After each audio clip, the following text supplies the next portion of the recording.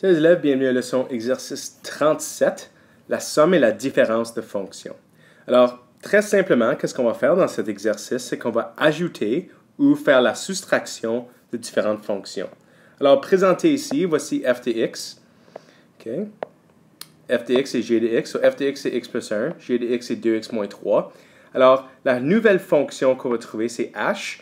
Puis h, c'est la combinaison de f plus g.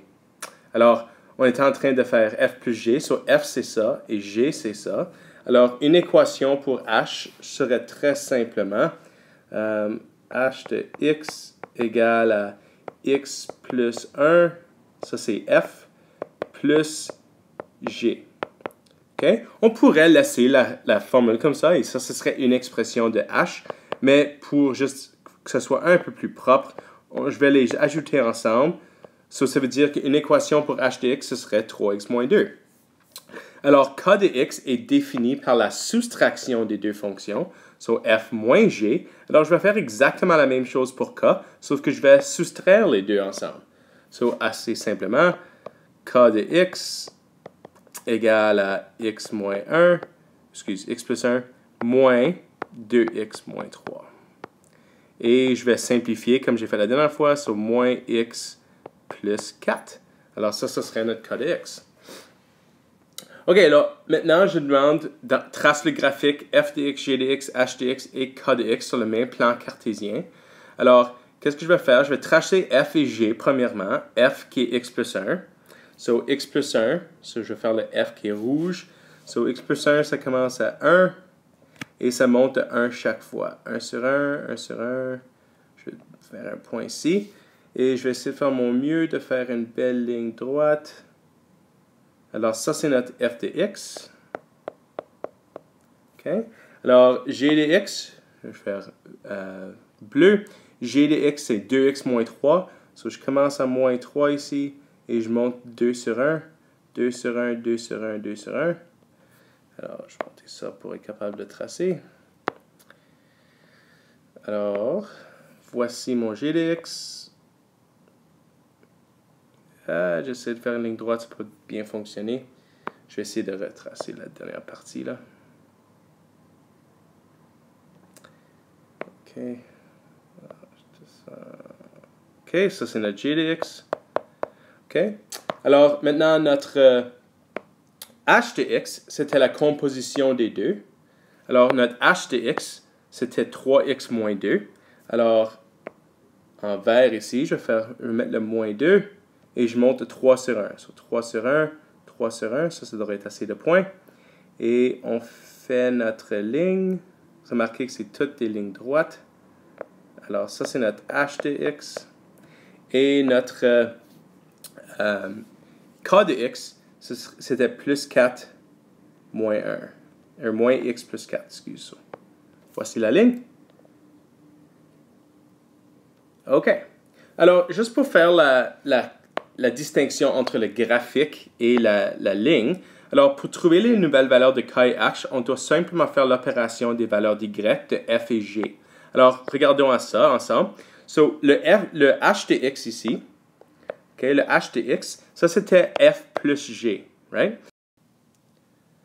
Alors, si j'ajoute f plus g, so le f est ici, so f qui est à x égale 0, c'est 1. Si j'ajoute ça à le g, qui est moins 3, 1 plus moins 3, ça nous donne moins 2. Je vais faire la même chose à x égale à 1. So, f2 plus moins 1, qui donne 1. Ça, c'est notre h. Une dernière fois, so à x égale à 2, j'ai 3 plus 1, qui vous donne 4. Puis le h de x, que je viens de remarquer que je n'ai pas écrit, excusez, le k de x, ça c'est k de x, celui-là, c'était la soustraction des deux. Right? So, je vais faire la même chose. So, f. So, à x égale à 0, je vais recommencer encore. J'ai 1 moins 3. Et 1 moins 3, ça donne 4. Alors, 2 moins 1, ça donne 3.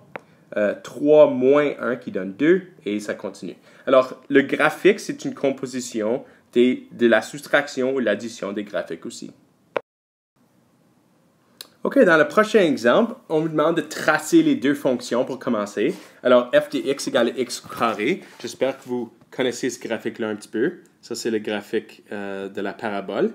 Alors, je vais entrer là-dedans et tracer le graphique. So, passe par 0, 0. Ça va monter de 1 chaque côté. Ça va monter de 4 après.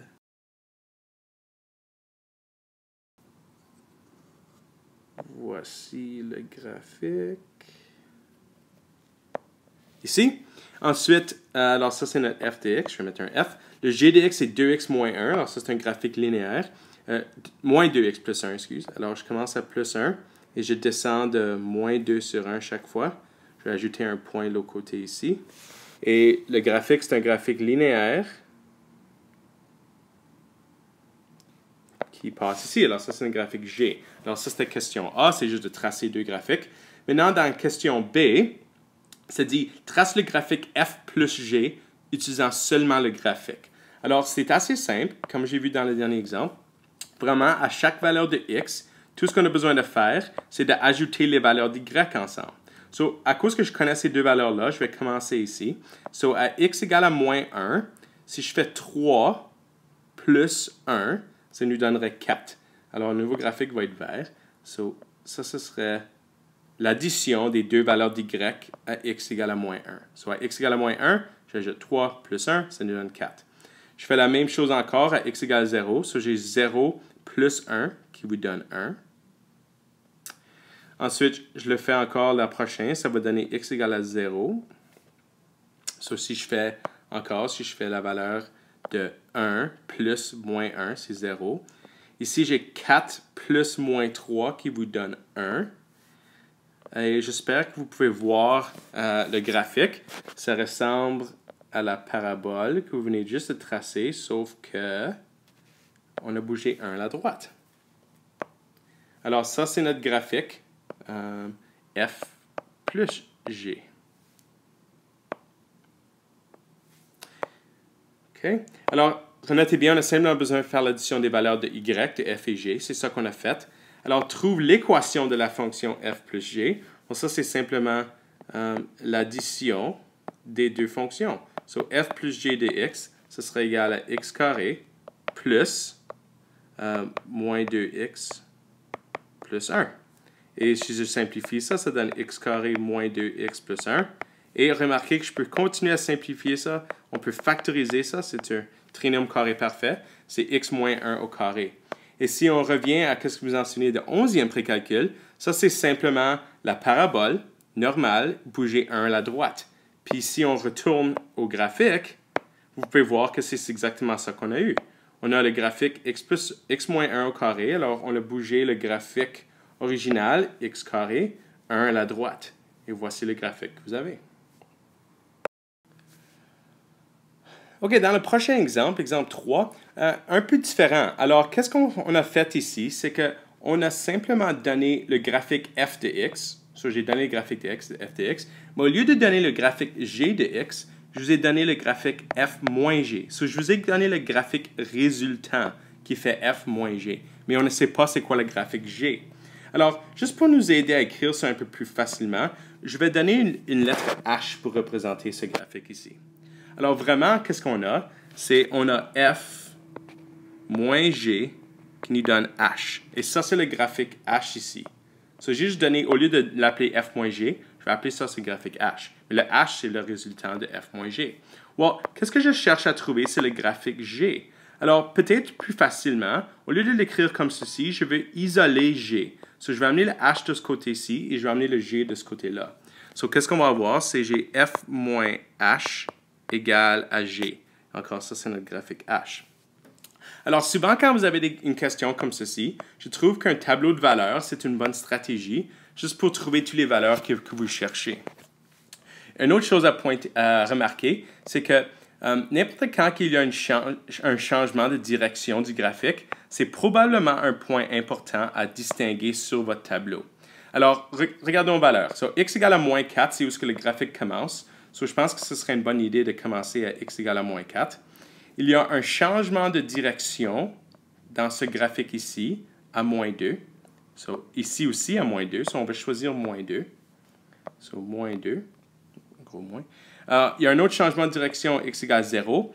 Et remarquez qu'un graphique finit à x égale à 2 ici, et l'autre graphique finit à x égale à 3. Ça veut dire que le graphique résultant a fini à 2. Ça veut dire que notre graphique g de x a aussi fini à 2. Alors, on va aller jusqu'à 2 ici. Alors, ici, qu'est-ce que j'ai fait? J'ai choisi les valeurs de x où est-ce que je vais déterminer des points pour notre nouveau graphique g. Alors, le graphique f à x égale à moins 4 est égal à 2. OK? So, x égale à moins 4, y égale à 2. À x égale à moins 2, c'est aussi égal à 2. À x égale à 0, c'est moins 1. Puis à x égale à 2, c'est 1. Alors, tout ce que j'ai simplement fait, c'est que j'ai pris ces valeurs-là du graphique. Alors, ça, c'est à x moins 4, j'ai 2. À moins 2, j'ai 2. À 0, j'ai moins 1. Et à 2, j'ai 1. Alors, voici les valeurs. Je vais faire la même chose pour le graphique h, ou le graphique f moins g. Alors, je mettrai les valeurs sur le tableau. So, f moins g à moins 4, c'est 2. F moins g à moins 2, c'est moins 1. À 0, c'est 1. Et à 2, c'est 1. Alors, encore, j'ai simplement suivi le graphique. À moins 4, c'est 2. À moins 2, c'est moins 1. À 0, c'est 1. Et à 2, c'est 1. Alors, c'est les valeurs. Alors, remarquez que le graphique G ici, le graphique G, ça, c'est la combinaison de F moins H. Alors, je vais juste les réécrire ici. Juste, on peut... alors, le graphique G, c'est égal à F moins H. OK. Alors, si c'est le graphique F moins H, pour trouver les valeurs de G dans ce tableau ici, je vais simplement faire F moins H pour trouver la valeur de G. Alors, on va suivre. Alors, je vais changer de couleur pour le graphique G. So, F moins H, ce serait 0. 2 moins moins 1, c'est 3. Moins 1, c'est moins 2. Et 1 moins 1, c'est 0. Alors, encore, qu'est-ce que j'ai fait? J'ai complété l'opération F moins H. So, 2 moins 2, c'est 0. 2 moins moins 1, c'est 3, parce que ça fait plus 1. Moins 1, c'est moins 2. Et 1 moins 1, c'est 0. Alors, ça, c'est les points que je vais mettre sur mon graphique pour tracer le graphique G. So, à x, ça, c'est les valeurs de x, ici. Oups, excuse. Ça, c'est les valeurs de x ici. Ça, c'est les valeurs de y. Alors, à x égale à moins 4, j'ai y égale à 0. So, c'est 0 ici. À x égale à moins 2, j'ai y égale à 3. So, voilà. À x égale à 0, j'ai moins 2. Et à x égale à 2, j'ai 0. Et tout ce que j'ai besoin de faire, parce que c'est tout des graphiques linéaires, j'ai simplement besoin d'aligner mes points avec des lignes droites. Et voici le graphique de g de x. Oups, excuse. Alors, il faut probablement mentionner ici, alors la petite note. Alors, le domaine de la fonction g doit être moins 4 à 2 parce que la fonction résultante, comme on a discuté, a seulement un domaine de moins 4 à 2. So, si le domaine de g continuerait, puis la fonction de f a aussi une valeur, ça veut dire que le graphique résultant aurait aussi une valeur. Alors, juste une petite discussion au sujet du domaine pour finir la leçon. Alors, le domaine d'une fonction qui est une somme différence, alors le domaine d'une fonction résultant qui est d'une somme d'une différence, ça va prendre le domaine commun des deux fonctions initiales. Alors, par exemple, si le domaine de f de x était x est plus grand ou égal à 2, right? So, je vais faire ça sur une ligne, ça vous pouvez peut-être voir là. Alors, disons que ça c'est une ligne, ça c'est le domaine. Alors, ça va être 2. So, moi, je suis en train de dire que le domaine de f est plus grand ou égal à 2. Okay? Puis maintenant, le domaine de g est plus petit ou égal à 4. Alors, le domaine de g est plus petit ou égal à 4. Well, le domaine de f plus g doit être toutes les valeurs qui se trouvent communes entre les deux. Alors, si le domaine de f est toutes les valeurs plus grandes que 2, et le domaine de G est le domaine plus petit que 4, les seules valeurs qui existent dans les deux est entre 2 et 4. Et donc, ça, ce sera le domaine résultant. OK, bonne chance avec les notes des élèves et on se voit en classe.